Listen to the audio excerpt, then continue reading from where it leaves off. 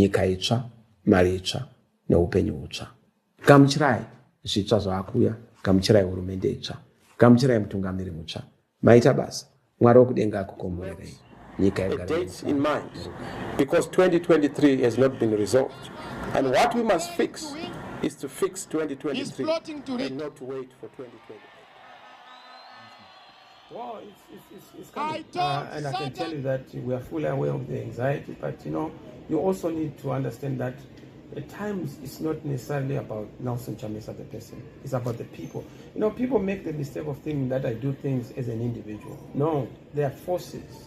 I have one chief advisor. People always say, no, who is his advisor? The Holy Spirit is a powerful advisor, for each and every human being. So it's very important to understand that when we are taking steps or decisive moves, they are motivated and inspired. Vanhu voonekwa norugare, munhiku werugare wazara, mufaro wati pfacha, makomborero auya, makorokoto tava nezvitsva, rugare rutsva, simba idzva, nyika itsva, mari itsva neupenyu hutsva. Gamuchirai zvitsva zvaakuya, gamuchirai hurumende itsva, gamuchirai mutungamiri mutsva. Maita basa, Mwari wokudenga akukomborerei. Nyika igare nomufaro nerugare, tiende mberi. Mutemo wenyu wakaoma kai. Mati munhu akaimba hachatauri. Asi munongoziva kwandinobva kuti ndiriwo kuchikora mutemo.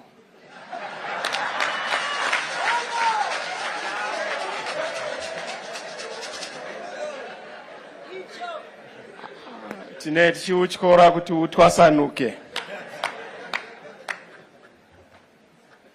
Ndinotenda sachigaro, ndinotenda vakabata Reverend Ganda, ndinotenda ndanzwa vakuru vehurumende vari pano. Hakuna nyika inofamba isina hurumende, chero uchida, chero usingaidi. Ndogona nge ndiri umwe asingatoidi asi iripo. Saka tinoremekedza hurumende nokuti shoko raMwari rinodaro. Kana taa kumatongerwo enyika tozotaura kumatongerwo enyika. Ndaona vanga vari vakuru vehurumende vari pano. Dr. Gono, tinokuremekedzai sachigaro vanga vakabata homwe yenyika. Makanzwa here kuti kwaane umwe mari yakauya.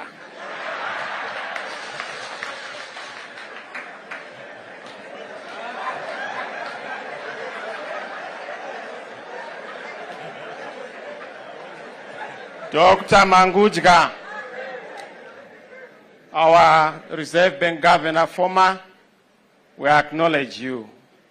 Ndaonawo Permanent Secretary wedu former Baba Wambizo. Nevamwe vandisina kuona zviso zvavo vari pakati pedu vakashandira nyika. Nyika ine inovashandira.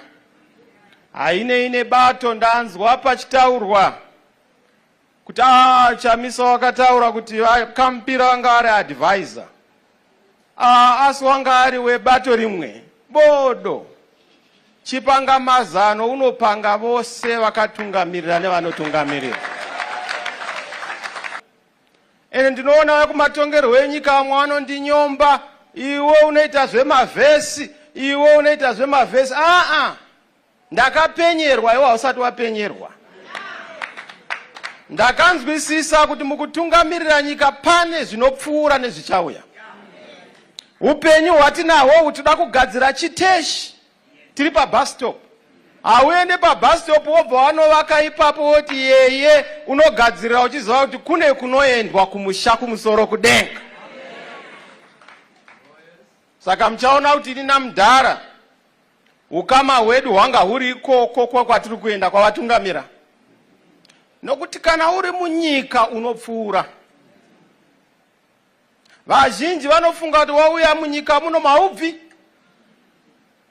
Asi mukabvunza vatsvangirai navamugabe, izvozvo vari kudziya moto ndichitaura kudai, vakatarisana kuti vakomana takasiya nyika iya.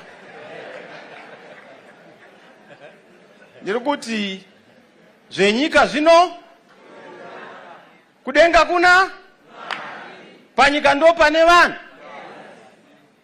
So ndada kundipa tseketuze nokundanzwa ndichitaura vamutezo ndinokuremekedzai kuti asi mukomana uyu asi kampira wanga ari wechakadeno.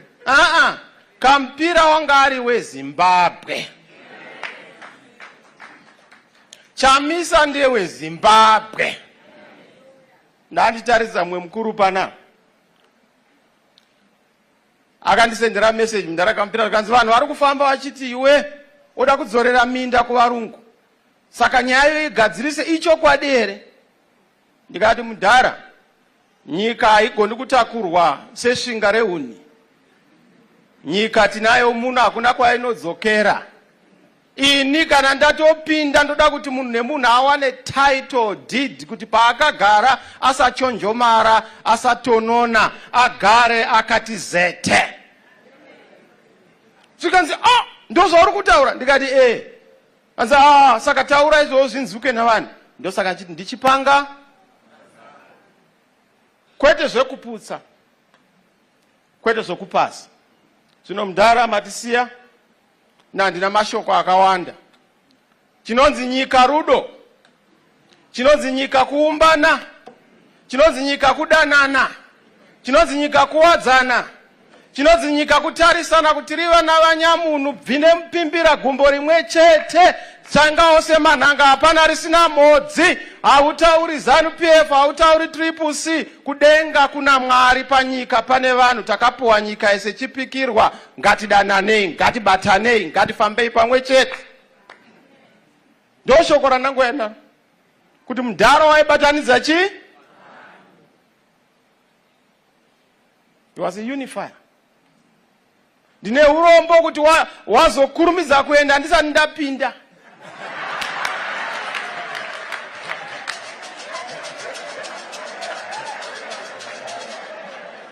Vamwe vanobva vati uda kupinda pai? Handa kupinda nawo mukereke.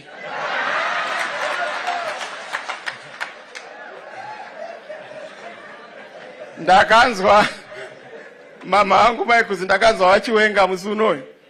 Zvikanzi mukomana anoda kupinda, anoda hakuna kwaunoda kupinda. Zvino ndakakurira kumusha kwaGutuko. Ukanzwa vanhu vachiti ndinzarwo, vanzarwo. Ukanzwa munhu achiti haapinde, ziva kuti wapinda. Ndosaka maona panapa hapana kana zvebato. Ina hangu handina bato, munoziva ndakasiya zvematongerwo enyika. Hapana zvechibhakira, hapana zvechimunwe. Panongova nenyaya yekuti vana vanyamunhu, because we are one people. Tirambe takabatana, tisaparadzwa nenyaya dzematongerwo enyika. Mapato anopfuura. Nhasi kune umwe, mangwana kuno umwe. Semazivira andinoita kuti mangwana ndine ndiripo ipapa. Handipo nhasi, asi mangwana ndiye ndiri chi? Vamoti ari kutaura chi? Ndiri kutaura zvinhu zvinoitika muupenyu. Mwari ndiye unogadza vatungamiriri. Vatungamiriri havagadzwi nenyika, vanogadzwa nani? Baba vakamupira, thank you for unifying us. Thank you for bringing us together. Kadeshi kenyu takaona ndeke rudo. Kadeshi kenyu takaona ndeke kuunganidza vanhu. Maunganidze watisiya. Tinokutendai for uniting the country. Tinokutendai for being the light to the country. Tinotenda kuti vafundisi mune basa ramasirwa. Ndavafundisi vakarara nyika inoparara. Chero vamwe vese mukarara hazvina basa, asi vafundisi mukarara nyika inoparara. Muprofita Elisha apinda muJeriko, unopindamo. Anosvika odoti, ko muguta makamira sei? Zvikanzi muguta munomu zvimwe zvese zvakanaka. Asi mvura inodi? Mvura mweya. When we have not corrected the spiritual setting and the spiritual condition yenyika, mvura inovava. Saka ndinokukumbirai vafundisi, basa ramunaro, rambai muchiparidzira. President anobva muchechi. Zvino mukasaparidzira, mapresident anouya kuparidzirai. Vodzima mwenje muchechi. Tungidzai mwenje munyika. musabvuma kudzimwa kweimwenje mukereke kana munyika. Bishops handei nemunyu to the source. Tiende kunogadzira nyika yedu, ndio basa ravakamupira, kunosumudzira nyika iende mberi. Maita yenyu vanhu vaMwari mandipa mukana, ndandaramba kutaura nokuti ndinoziva kuti kana zvandibata zvinondiwisira kuya.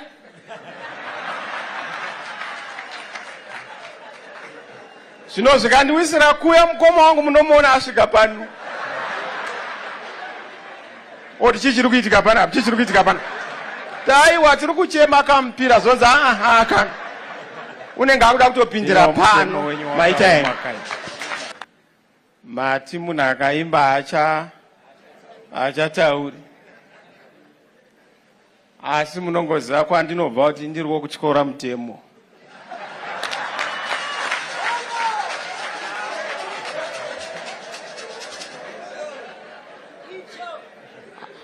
Tine tichiutyora kuti utwasanuke.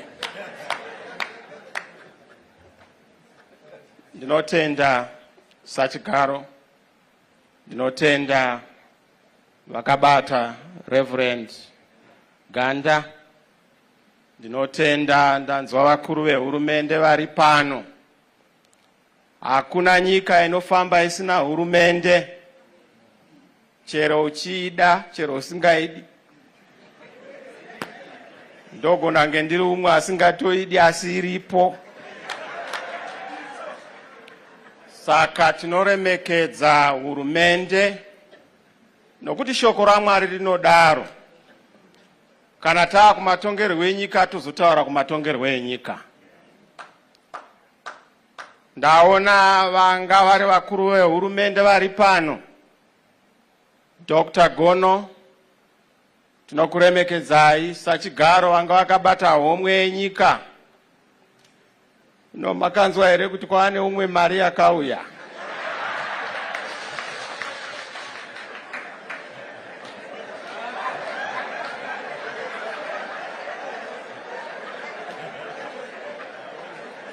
Dr. Mangudya, our Reserve Bank Governor, former, we acknowledge you. Ndaonawo Permanent Secretary wedu former Baba Wambizo, nevamwe vandisina kuona zviso zvavo vari pakati pedu vakashandira nyika. Nyika ine inovashandira.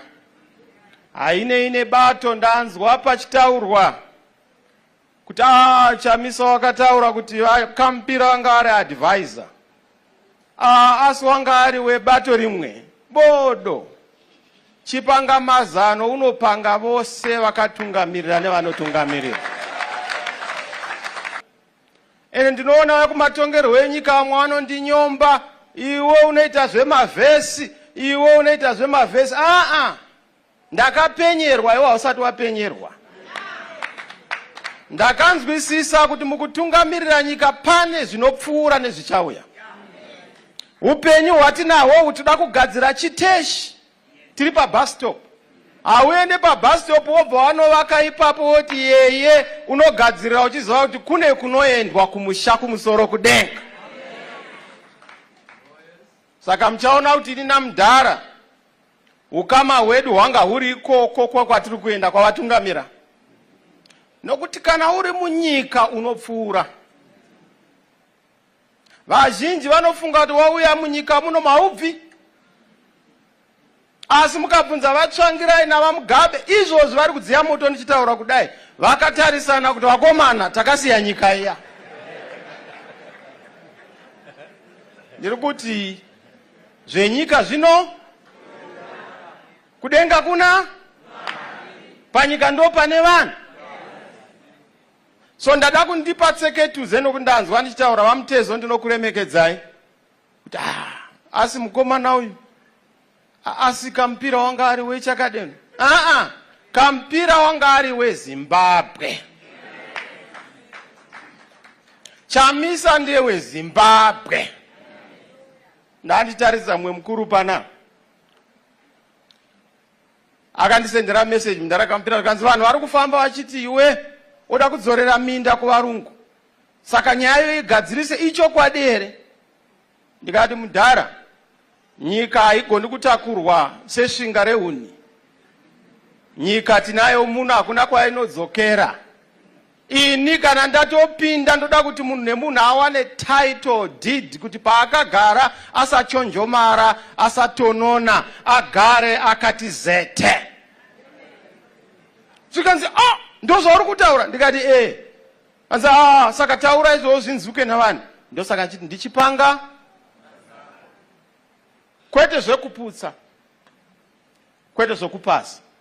Zvino mudhara matisiya nandina mashoko akawanda.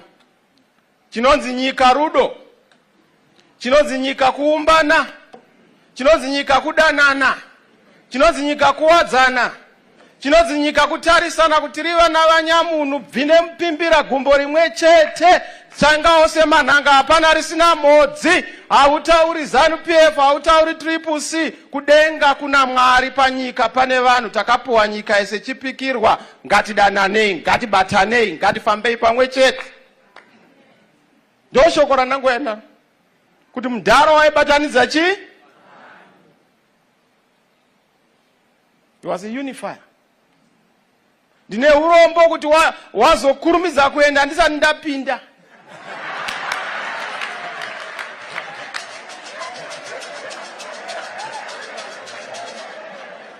Vamwe vanobva vati uda kupinda pai? Handa kupinda nawo mukereke.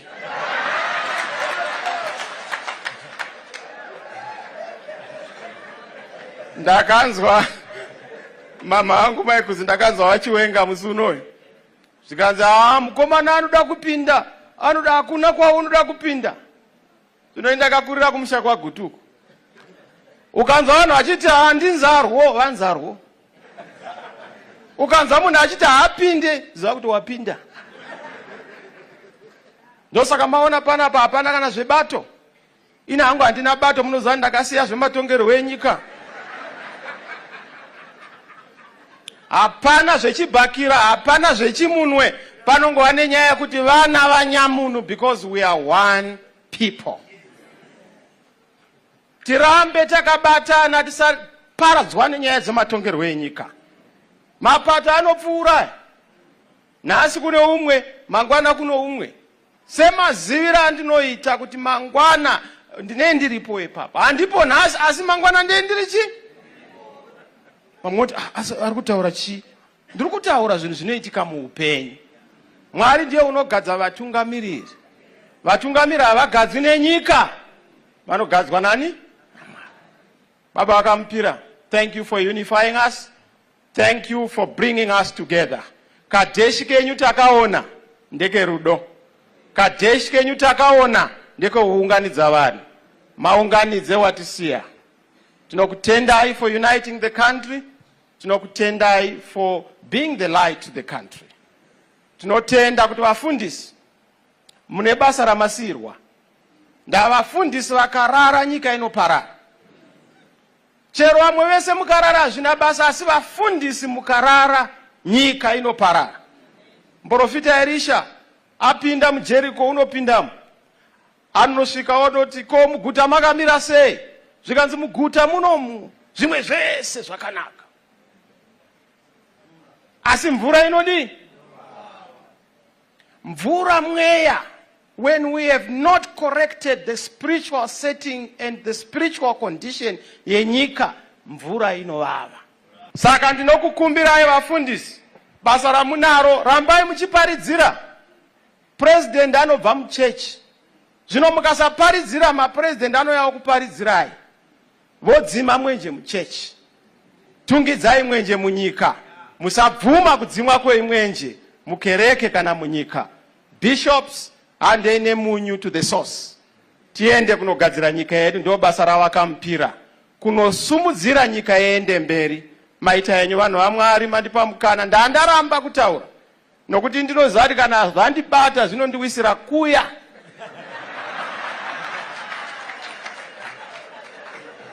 Zvino zvikandiwisira kuya, mukoma wangu munomuona asvika pano. Oti chichiri kuitika pana, chichiri kuitika pana. Taiwa tiri kuchema kamupira zonza kana. Unenge akuda kutopindira pano, maita yenyu. Tungamira tondo sanga.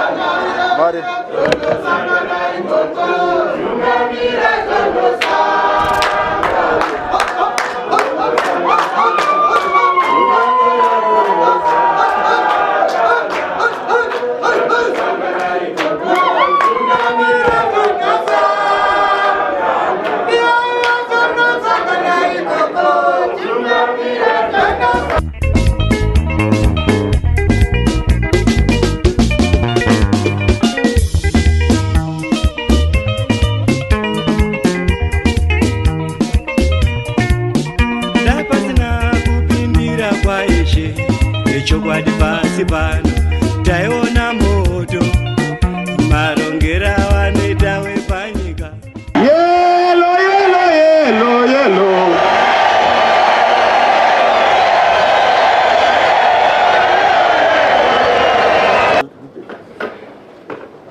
The leadership that's supposed to be in front, the standing committee, please come up front, and so that we are able to be seen. Thank you. Sorry for interrupting. We have invited members of the Fourth Estate. I want to thank the members of the Fourth Estate for coming at such a short notice.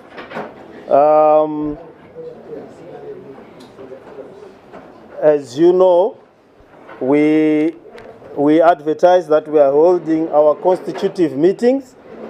I do understand that some of the members of the press were saying that the president, Mafume, and the president were holding meetings on their own.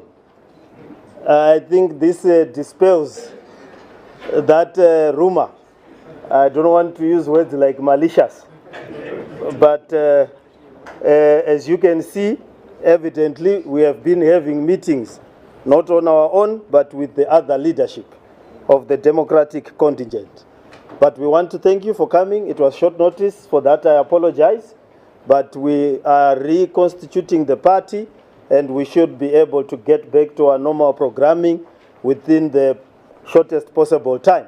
A lot has happened, and some of these meetings had been suspended for quite some time. I would want to acknowledge the presence of the President, Professor Woshmenyue, Vice President Lynette Konye, Chairperson, Karenyiko, sorry about that. The Chairperson, Sisu Zai, Secretary General, Charlton Wende, and the rest of the leadership, the organizers. Maybe they might not organize a meeting again. Yeah. the two of them, our dynamic organizers, and the rest of the leadership. For out of abundance of time, I will not do the salutations, and these are the National Council members that were able to make it. We were supposed to hold it at the weekend, but because of other pressing commitments, we brought it forward to the midday. So we'll do that. But what we did is we had a standing committee, a national executive, and the National Council, which we have interrupted for us to hold this press conference.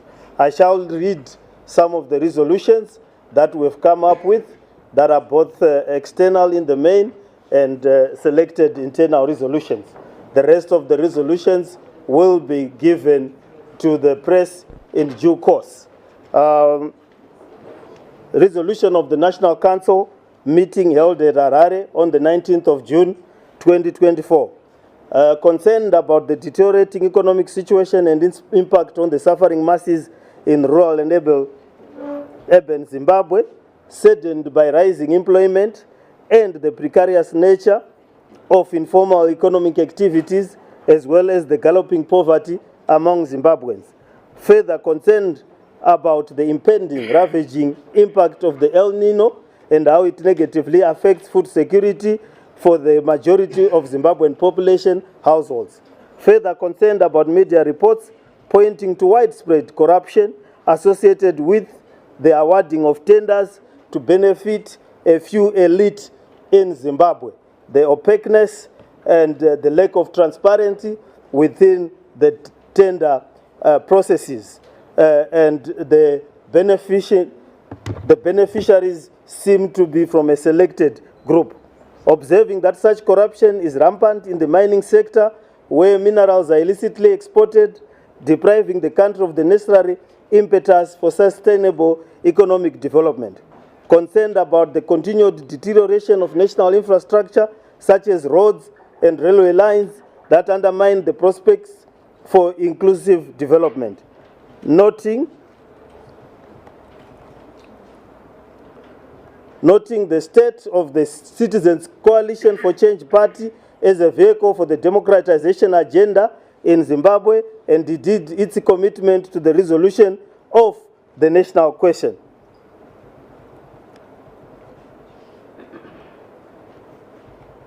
The external continue, noting the recently held elections and the need for electoral reforms and the need to bring to a closure the issues around the electoral crises and repeat crisis in Zimbabwe. Also noting the deteriorating human rights situation, issues of detention, issues of arbitrary arrests, and issues of the need for people to express themselves and assemble themselves in the manner which they wish to. Noting the hasty departure of the then President, Advocate Nelson Chamisa, on 24 January 2024, leaving the party in disarray and in crisis. Further noting that the crisis of the party was worsened by the recall of members of parliament and councillors across the various local authorities after 23 August 2023. Appreciating the need to stabilize the party built on the 2019 Congress resolutions and agenda, and the need to deal with the national question through democratic and collective decision-making, inclusivity, and leadership cohesion. Concerned and acknowledged that the party had swayed from its founding values of democracy, participation, inclusivity, solidarity, equity, and equality, and the emergence of splitter opposition formations in Zimbabwe and the likely implications of such. Appreciating this, thus the responsibility bestowed upon the party to provide hope and solutions to the challenges faced by the majority of the Zimbabweans, the National Council met in Harare on the 19th of June 2024 in Harare and made the following resolutions. External resolutions. That the government gears itself towards protecting the vulnerable people, both in urban and rural areas, against the impending effects of El Nino-inspired drought. That the government, through its relevant arms, fully investigates reports of corruption in the awarding of tenders and ensures that all attended issues are dealt with. Internal. The National Council mandates the leadership of the party to do everything in its power to stabilize the party and bring the same to restore collective decision-making, accountability, transparency, and respect for internal democratic processes. That in preparation for the forthcoming Congress, the party begins in earnest a process of rebuilding from the branches right up to the national level, guided by the organizing department and in terms of the 2019 Congress adopted party constitution. That such process be as inclusive as possible to accommodate all the Democrats who fell by the wayside, fatigued, discomforted, unhappy, unsettled, and upset by the internal undemocratic practices that encroached the party over the years. That the National Executive is mandated to engage and do everything in its power to re-establish the party as a democratic alternative. That the party re-establishes and be guided by the liberation agenda, principles, values that guided the liberation struggle of Zimbabwe, underpinned by the need to respect human rights, democracy, good governance, and the various rights that are enshrined in the recently passed Constitution. So these are the resolutions that our Council has come up with. As you are aware, our Council will continue this meeting after the press. We do understand the pressure of deadlines and the need of the press to deal with other issues. If there are questions, they will be dealt with by myself and the leadership collective as led by the President, Professor Welshman Nyewe. There might be other resolutions that I might have left. We will include them as we speak.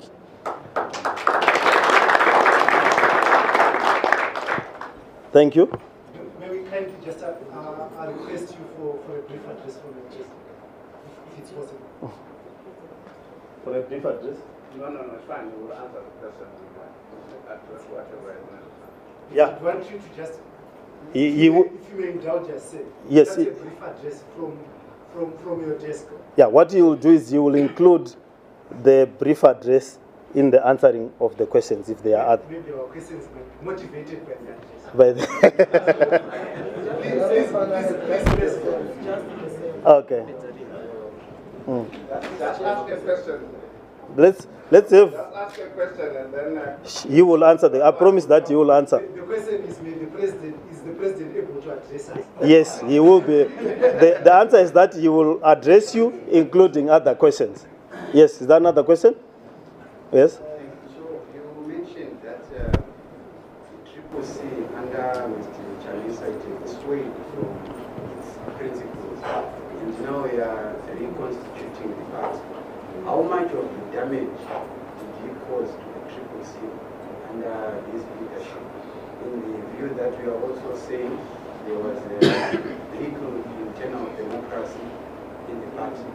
So how much of the damage did he cause to the Triple C under his leadership? Okay, another question. So if I get 3 or 4, yes. But maybe in terms of numbers, if you may just help us clarify, I need to understand. Since there are 2 major factions coming from the Triple C, how many have been aligned to this specific leadership under President Welshman Nyewe? If you can give us maybe in terms of numbers, we need to just understand how much of the chunk has been swayed in this direction. And number 2, as part of the resolution, unless I missed it, I thought it was a key issue to be dealing with, the Chabangu issue. Is this been an issue that I've been dealing with as the National Council? If it was, what is with the resolution? That's why Okay. I think the 3 questions. President.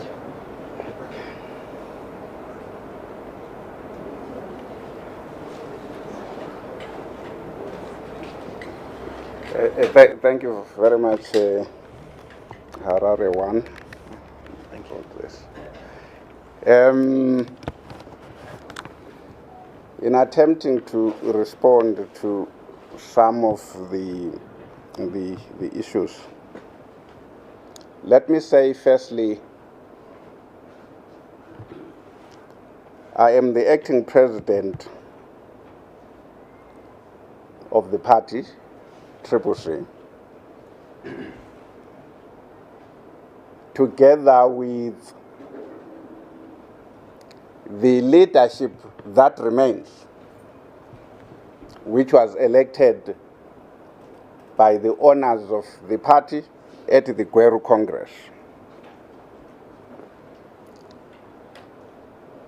The Vice President, Honorable Kore, is here, was elected to that position at the Congress in Gweru. The Secretary General, Honorable Wende, is here, was elected to that position at the Gweru Congress. The rest of the leadership you see here were appointed by us after the Gweru Congress.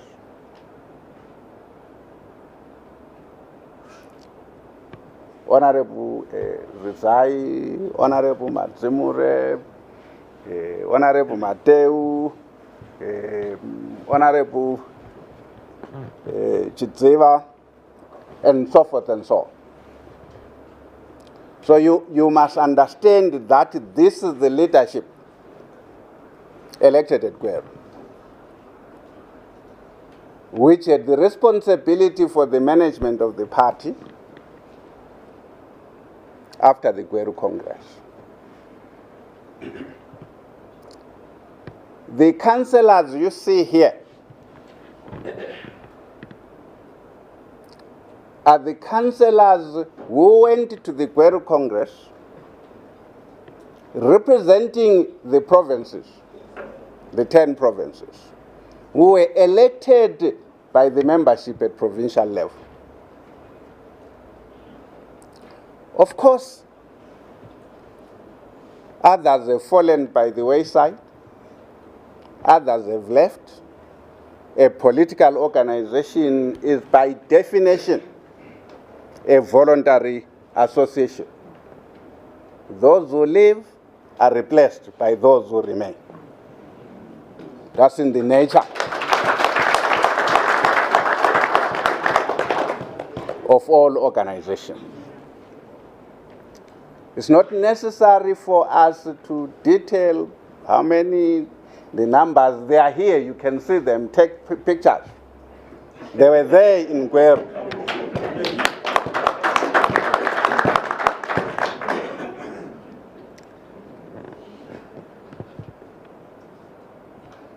The reality, you ask about, did we discuss Senator Chabangu, did we discuss what has happened since 22 January 2022? Yes, we did. Yes, we made resolutions on that. We accepted as National Council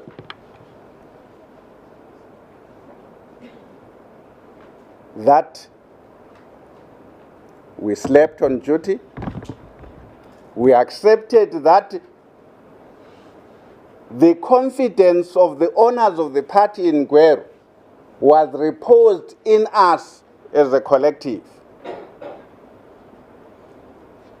We accepted our acts of omission and commission in failing to assert ourselves as the National Council of a democratic movement, timeously.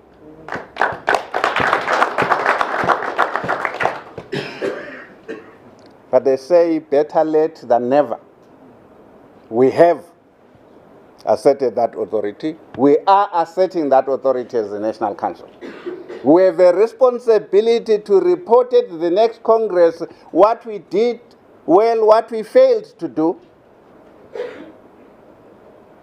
and for the owners of the party at that Congress to decide whether they still trust any one of us to continue to repose any confidence in us, or to select from among themselves a different leadership.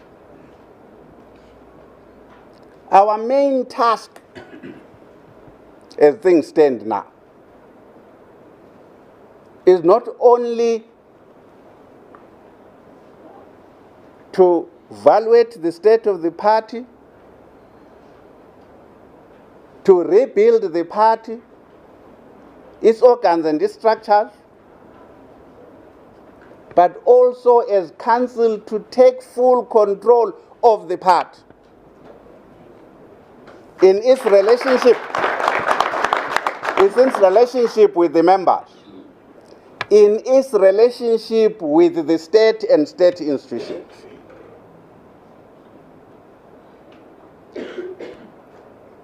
We acknowledge in this council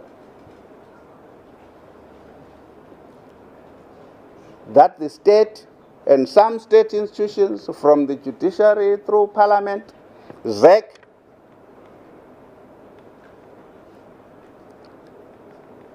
have recognized the signature of Senator Chabangu as the signature representing the party. We acknowledge that, contrary to what some of us have said in the past, that we didn't know Senator Chabangu, we did. He was a member of this body. He was a member of the National Executive, he was a member of the National Council. He attended the fateful meeting of 22 January 2022. But he was not the Secretary General.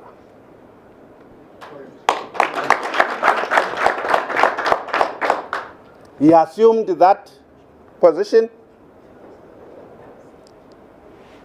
under strategic ambiguity.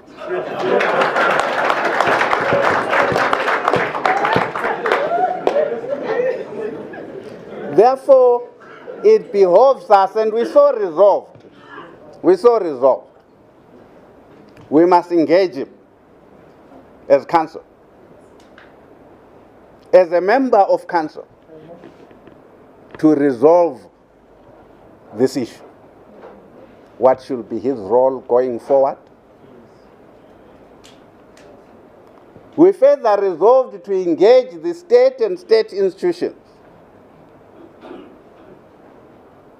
with a view to regaining full control of the party, for the state institutions to recognize that decisions of this party are made by this body and communicated by persons authorized by this body.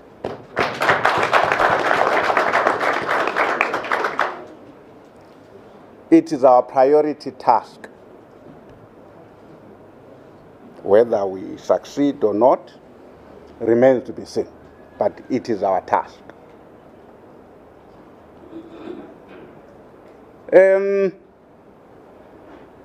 Further than that,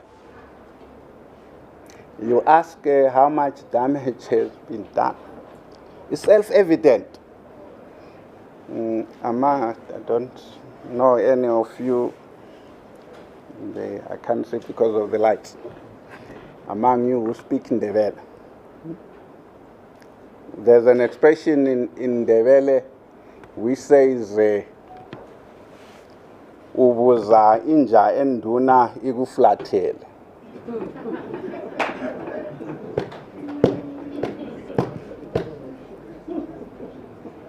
You don't have to ask, it is there, you can see. The damage is there. But the biggest damage is how far back this period has taken us in the struggle for a democratic alternative in the country. It will be years and years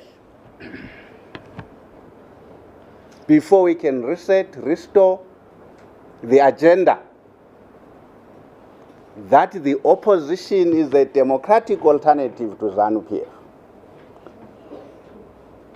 That it is the antithesis of ZANU-PF. Not just in terms of what we say, but also in terms of what we do. Our competitive advantage in electoral terms relates to who we are as agents of democratic change.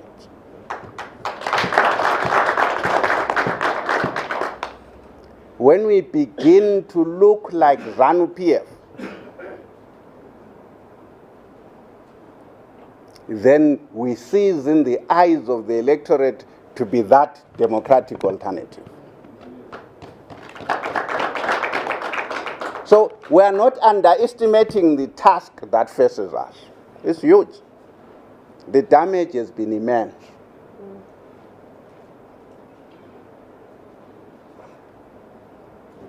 But this council has made a call to arms.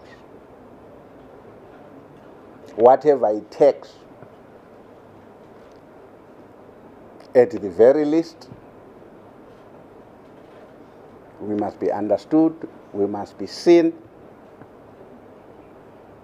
to be the democratic alternative, the party which will ensure that the ideals of the liberation struggle on freedom, on liberty, on respect of human rights. There are compatriots as we speak who have been incarcerated, who by all accounts have been tortured. No one under any circumstances should ever be subject of torture.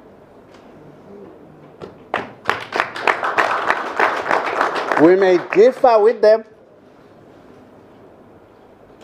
in our politics.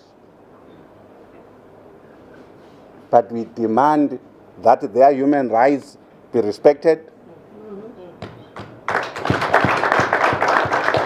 We demand that they be not subject to arbitrary arrest.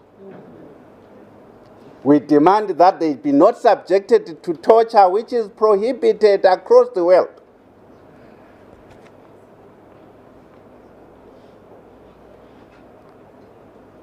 You don't have to be our friend, you don't have to be our political ally to be entitled to enjoy those freedoms. We stand firm on that.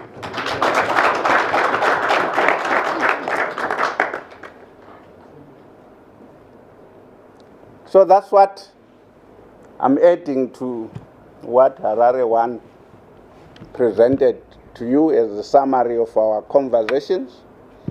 If you have further questions, you will take them. Thank you very much. Thank you. I do understand you are pressed for time as journalists. So in consideration, I'll probably take one, but I do respect the desire to meet deadlines. But I think the point that we are making is that a journey of 1,000 steps, you begin with one step.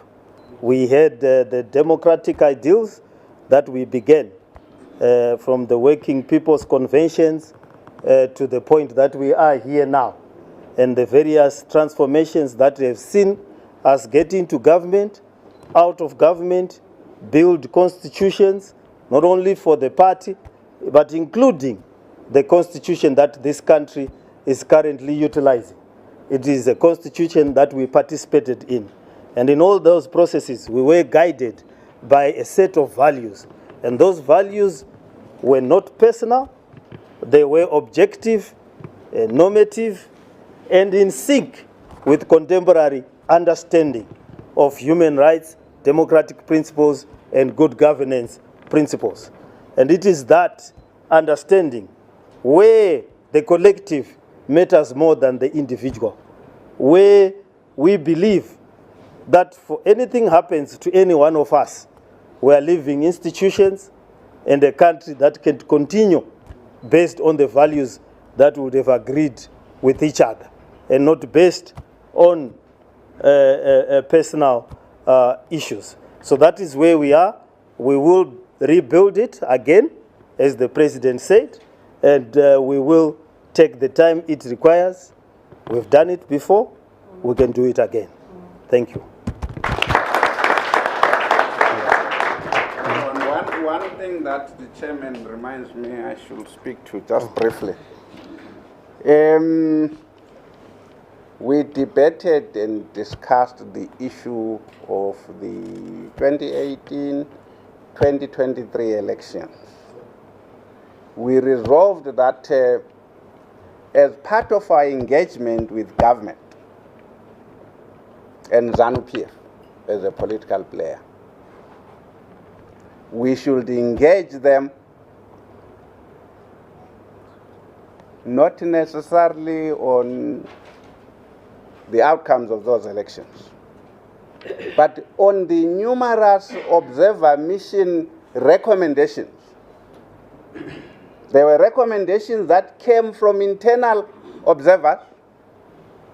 There were recommendations which came from SADC and the other observer missions, which pointed to certain ills in our electoral system.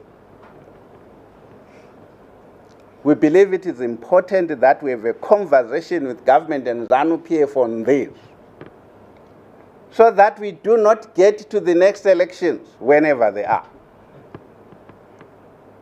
before those critical issues have been addressed. Thank you very much. Thank you very much. I think you want to leave now? One last one. I think this one is a follow-up that has been raised from his just last interventions. It seems he is saying that we are now focused at the results of the election, at the process of the election, not the results of the election.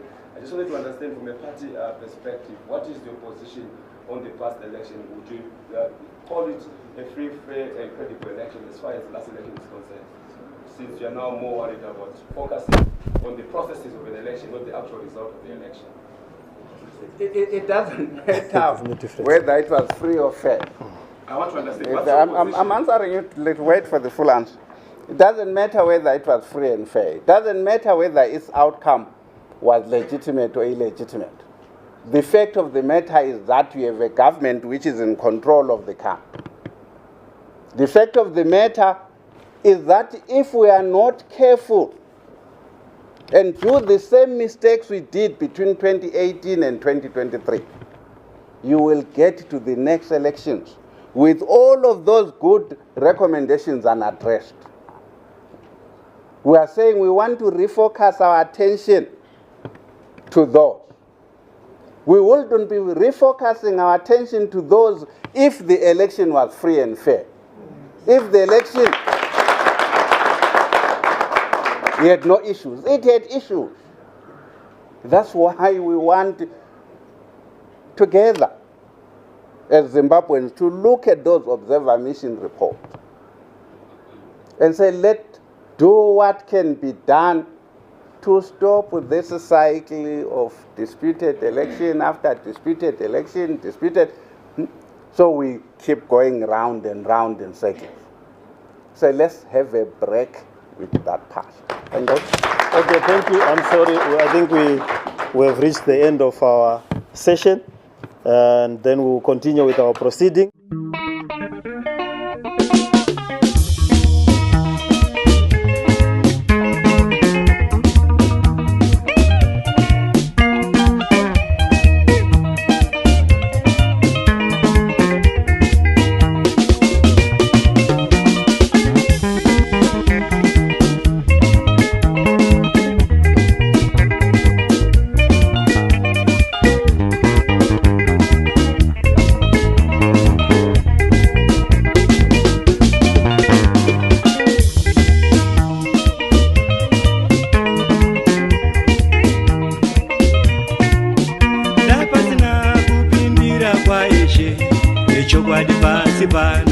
Taiona moto marongera vanoita wepanyika vanoda kuti isu vamwe tioneswe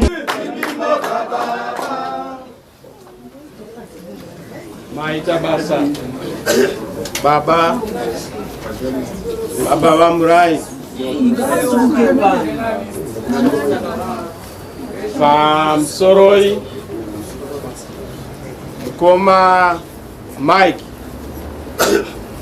vakamiririra nana mukoma Eric Alfanos, mukoma wangu andinoda mukoma Ben. Mukoma Mike ndoda kuti munzwisise rimwe remazuva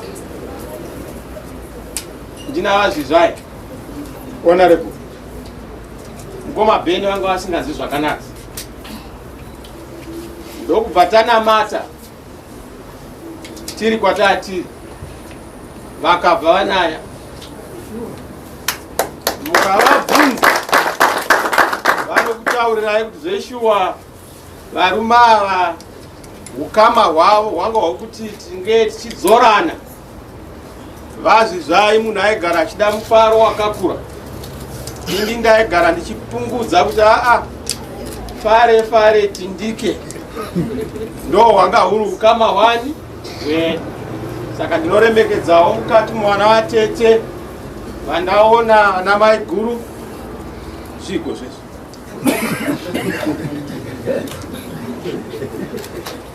Mazona hazvina mashuwa unoisirwa chitokoroshi pambera. Pamusoroi ma-MP ari pano, ma-councillors, utungamiri hwakasiyana-siyana zvina bhizimusi, vakomana nevasikana, ndaonawo ma-aldermen enguva yakareba, madhara edu, vamaimba nevamwewo vari pano vatisina kudoma nemazita. Isu tauya kuzochema mukomana, hatina kuuya nezvematongerwo enyika. Vazhinji tinongoti tikangoona pangoita vaviri tongerwe wenyika, asi tinokanganwa kuti tizive kuti tiri vanhu.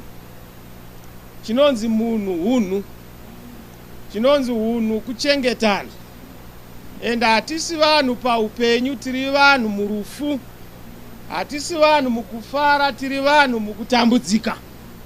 Saka kuuya kwangu pano ndauya seumwe akanga ari hama yakafamba navazvizvai kwenguva yakareba. Vazvizvai ndakatanga kuzivana navo ndiri mukuru wevechidiki. Ndendichitarisa vafana mazuva ano maakukura ka. Isu taitungamira kuchipisa. Akaidyiwa rinopisa munyika. Usiku hwega mugaba aitoziva kuti hapana chakanaka. Ana muri mumaraini munoziva mafambiro ataita, matoitoi ataita kuti anga ane simba rakaita sei. Tanga tiri makomanda. Vamwe ndinonzwa mazuva ano mukoma, Mike, vakundibvunza mukomana anyararisa. Haungarambi une simpaka. Unosira woga vamwe vechidiki handizve. Isu takarwa pedu. Mazuva iwayo nanavazvizvai tichitenderera munyika tayana yanzi vision train. Yanga iri yemotikari dzaifamba dzichishambadzira kuti tisu tiri pano shanduko tauya nayo. Vazvizvai vaifarira kupfeka helmet yavo vachiita chimwe chaiimbwa mazuva ayayo chatainakidzwa nacho ivo navamuzenda rimwe gweta. Handisi kuti muzenda akazoenda ku anga ari lawyer Simbarashi, ndo vatakatanga navo dziri shasha. Muchiri kuziva slogan yairohwa navazvizvai paitwa dairai. Muchiri kuiziva dairai chi ndo matangira akaita mukomana iyoyi. Tichirwa basa munzvimbo munomu kusvikira haiwa yapfumbira vanga vane Cressida yavo. Vazhinji hamutozive Toyota Cressida ndo imwe mota yanga vanayo yaifamba nayo mazuva iwayo. Ndinoda kutsanangura kuti tine ukama hwakabva kure. Saka vamwe vanogona kuzoona vazvizvai ava minista ava MP ndezvazvino vazvizvai takabva kure. Ndichiri kuziva vazvizvai vachida kuita MP kukuwadzana kareko. Namudhara Tsvangirai ndakuzvitaura ka. Namudhara Tsvangirai varonga. Mudhara Tsvangirai vaiprefer vazvizvai than inini. Mudhara Tsvangirai varonga zvikanzi Chamisa uri kudikwa kuBotswana kunoronga musangano. Musi uri kuvhotwa. Saka uri kuenda naMudlongwa, uri kuenda naMativenga, muri kuenda neumwe ainzi Mudlambeni. Muri kuenda kuBotswana kunoronga musangano kuBotswana. Yata kune vhoti iri kuitwa yemaprimary. Zvikanzi aiwa unoda kuenda ikoko seko takawirirana. Ndavatsvangirai vakanga vatishedza tichangotanga vakati vakomana vechidiki muchiri kumbokura muri mukaka pamina. Chimbomirai kuenda kuparliament. Chimboitai basa rokuronga musangano. Vakashedzai nini? Jongwe, Sekiwa na Skala. Ndikati tazvinzwa baba, tazvinzwa tese, takati tazvinzwa tichibuda. Tangobuda vamwe vese vatatu vakati mudhara zvantaura hazviti. Totoenda kuparliament. Ende for sure ndobva vaenda kupi? Ndina ndasara ndisina kupinda mupi? Indikati aiwa ndokuvoronga mayuthi tichifamba, but ndanda kuti pazonzi Jongwe hasipo. Vanhu vokuwadzana vakati chiuyawo ugare nhaka. Ndikati zvakanaka. Zvikanzi nhaka uigari undoda kuti uronge mayuthi chienda kupi? Botswana. Izvo mukuru vaida kuti vazvizvai vadi vapinde ipa. Saka vhoti yakaitwa ndisipo. Ndateerera mukuru. Result munoziva zvayakazoita. Kusvikira vazvizvai tazoti haiwa vakazopinda vachireplace Mike chi Oret. Muchiri kuziva nhoroondo iyoyo. Saka tine nhoroondo yakakura navazvizvai. Pane pamwe pokuti ndakamboita zvimwe zvanga zvaitika ndapuwa nzvimbo yekuenda kuchikoro kuHarvard. Ndakuti ndakuenda ndagumbuka nezvandandaitwa imo munyaya dzedu dzematongerwo enyika. Ndikati vakomana enda kumbonorwa chikoro. Munhu akandimisa akati hakuna munhu anoramba nyaya dzokusiyira zvinhu zvimuchirambira kumakudo ndivazvizvai. Vakanzi hazviite pane munhu watakamakana naye munyaya dzematongerwo enyika.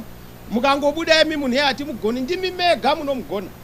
Ende for sure ndakazonzwisisa munhu iye ndini ndega ndinomugona. Zita rake handiritauri, asi wanga anetsa ipapo. Saka tine nhoroondo ndo yatainga pano mukoma, ndo yatainga pano madzikoma. Hatinei nematongerwo enyika hongu. Vazvizvai vanga vava kuseneti. Ndinozviziva kuti munhu aida ngoshandira nyika. Ende kuti vazenga vava kuseneti nekuda kwezvakadai haizvozvo hazvina mhaka izvo. Hatitarisi izvo. Isitotarisa pakabata munhu zvakadi zvakanaka. Vanenge vachidawo kuremekedza vazvizvai nekuenda kuseneti kwavakaita vane kodzero, vane mvumo. But isu murume uyu takabva naye kure. Ende ndozati murume uyu wanga ane mudongodongo nenhomba yekuti dei nyika yedu yagara zvakadi zvakanaka. Wongo vamwe vakaziva kuti une nhomba yekuti dei nyika yagara zvakanaka. Ndobva vati toda kukupa munhuwi kuti usame ungogadzirisa nhomba yaunayo. Haisa hatina basa neizvozvo. Chatine basa nacho ndechekuti murume uyu takafamba rwendo rwakareba. That is what we value. Vazvizvai vaida kuti nyika igare zvakanaka. Vari Minister of Information Deputy, vari Minister of Mines, vari Deputy, vana Nampofu.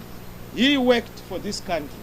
Isa hatichatarisi zvokuti bato, tiri kutarisa zvokuti nyika. Ndava popatava pane ndakasirwa basa guru na Mugabe na vatsvangirai kunzi chiita baba venyika kurava kuti na Munangagwa ndiri baba wavovo ndichiona kuti zvinhu zvinofamba zvakanaka. Ndosaka muchiona pazvinhu izvozvo handiite chinya. Chero ndikaita kuona kuti vadai chinya cheguru hatina. Chatinoda kuti chenga wose mananga hapana risina. Tiofambisa nyika yedu iende mberi. Ndo zvandawira pano kuti gamba redu tinokuremekedzai. Mai zvizvai tinovaziva mai very loving woman, a good wife. She has always been Koma Murisi for a long time, through thick and thin. And we honor basa iroro nenhoroondo. So we are here to honor gamba redu. Vamwe vanenge vachiti wakanyararireiko, nyika inofamba seiko. Aiwa, munozakana une bhonzo, imbwa ine bhonzo haihukuri. Inenge yakaziva payakabata bhonzo renyika. Tinozviziva kuti chero pakaita sei nyika inoyi ichagara zvakanaka. Tozadzikisa chinangwa changa china vazvizvai chokudei nyika yedu yagara zvakadi zvakanaka. Chikuru chiripo munyika muno toda runyararo. Chikuru chirimo munyika muno toda kubatana. Chikuru chirimo munyika muno toda kugadzira dambudziko riri muno. Tarisai muone matambudziko ariko kwese. South Africa tiri dambudziko, Botswana tiri dambudziko, Mozambique tiri dambudziko, Europe tiri dambudziko. Toda kuti vana veZimbabwe vadzoke muno, vavakire nyika yavo muno, vadye rifa remunyika muno, zvinhu zvedu zvifambe zvakadi zvakanaka. Vamwe vanoti zvinoitika rini? Aiwa, musatarisa zvese zvamunoona izvi. Kana posvika nguva nemukana zvinoita kunge zuva rimwe chete. Kungononoka tisati tati haiwa nyika ngaichinaka. Pana tangoti ngainaka, inonaka. Ndava rutsigiro rwacho tinarwo, simba racho tinaro, vanhu vacho tinavo, Mwari wacho tinaye, nguva yacho tinaye.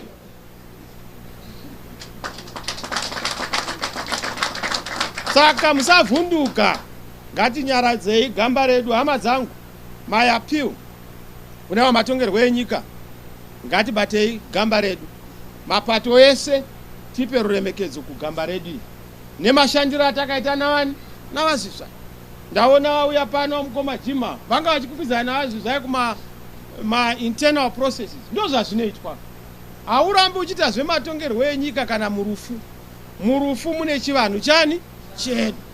chero maikwikwidzana asi apa takatarisa kuremekedza gamba rani redu. Ndavamwe havanzwisisi, unoda kupinda nepolitics pese pese. Hauende nechibhakira cheZANU-PF murufu. Hauende nechigunwe chako ichocho murufu.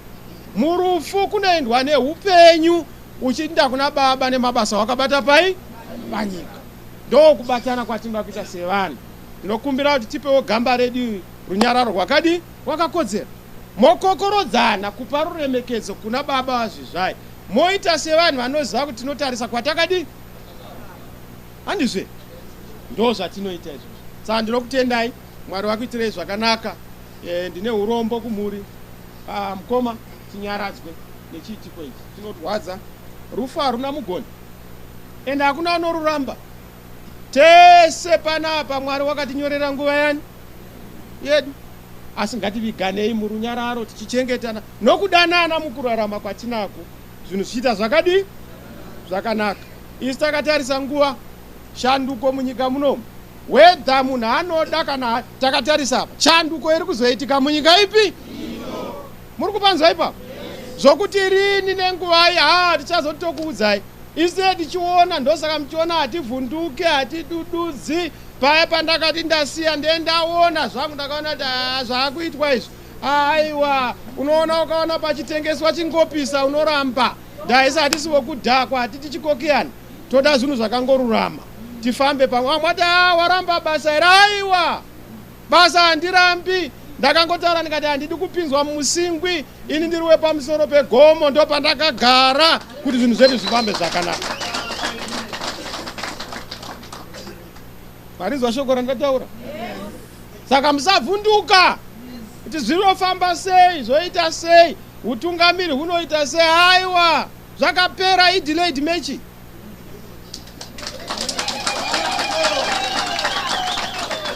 Vamunoona varipo havapo. Vamunoona asipo ndiye uripo. Saka ngatichemei gamba redu nerunyararo. Zvinhu zvedu zvifambe zvakadi zvakanaka. Vazvizvai gamba redu is a hero. Ende kana ndichitaura kudai handitauri pakufungidzira. You would spend mazuva ari musango kudai munyika maita shanduko. Munoziva kana uri muvhimi unogona kusvika pakuti uchivhima soda sango asa. Isakakura chizati sango rinopadi. But umone ngachingoti haneta wabva ungati apa Mwari chatopi. Sango rinopa wadi. Chero usina chunhu uneziya ziva kuti uchadya nokuti nguva yacho ichasvika. So change is coming. Chane mufaro tose rugare rwawanikwa munyika muno. Maita yenyu basa nemukana wana mukoma tinokutendai. Kungotipawo mukana wokuti tisvike pano tichichemana negamba redu. Neodaira kuti tichapa ruremekedzo rwegamba sezvatinoita nguva dzose kuhama dzinenge dzakazvipira mukwanisawo kuwana. Ndokutendai vangouyawo manzwa kusundwa nemweya wenyu. Let's give each other the respect. Inoenderana nebasa ratakadi ratakashanda. Ndakanzwa kuti kuna vamwe vanga vachita no isisi varidzi. Aiwa, hakuna muridzi wazvizvai. Zvizvai ndeweZimbabwe, zvizvai ndewaMwari, zvizvai ndewedu. Maita basa. Mr. Mnangagwa is not preparing to win. He's plotting to rig. I told Sadak that he stole the election in 2018, but this time I will not accept to allow him to steal the election again. Mnangagwa has already rigged the arrangement on the alphabetical order. We are supposed to have 1 up to 11. Number 1, B, then C, number 2. But I see Mnangagwa has placed himself right to the top, the other end. But even if you rig the ballot, you will not win the elections in this country, I want to tell you. You also touched on the issue of election observers at a time when many say they have arrived too late. We have also advised the United Nations. We have told them, UN, we had invited you to come and supervise the elections. They were not invited. But we are briefing all the delegations. I'm briefing the Chinese delegation today. I'm briefing the Commonwealth. They all want to hear our views. And we have told them that any result that will put Mnangagwa ahead of Chamisa is a fake result. The reality is that Mnangagwa is going to be number 2. We are winning this election. We have won this election. Thank you. Congratulations, Zimbabwe. We have won this election. Thank you very much.